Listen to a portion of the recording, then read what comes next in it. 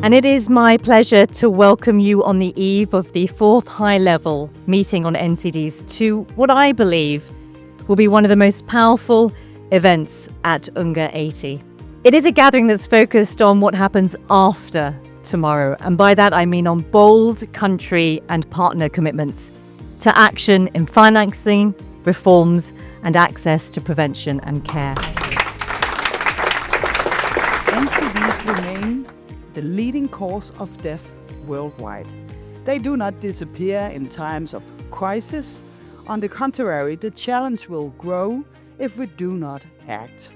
This double burden, shrinking resources and growing needs, creates an unprecedented challenge.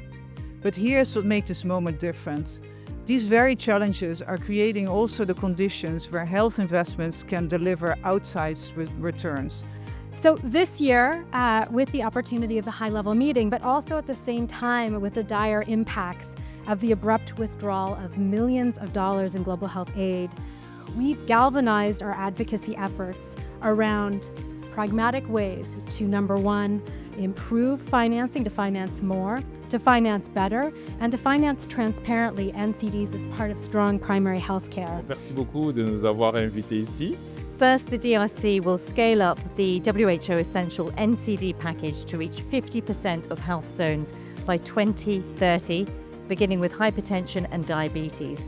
These ambitious plans include training 10,000 additional primary healthcare workers by 2028 and ensuring consistent availability of essential medicines and diagnostic tools by 2027. And so domestic resource mobilization is key for us. And we have two pathways to mobilizing resources at the domestic level. One is based on taxes, including some of the health tax or the sin tax. As we have established two funds that are key and that are focused on NCD financing. One is the Primary Healthcare Fund. And the Primary Healthcare Fund, we have put in around 130 million US dollars or 13 billion Kenyan shillings. So the strategy is very clear: to keep the population healthy, not to cure the population when they are sick. So that is our strategy. In 2022, we increased our vaccination from 11 to 14, including, to most of your surprise, HPV for the first time, PCV and rotavirus.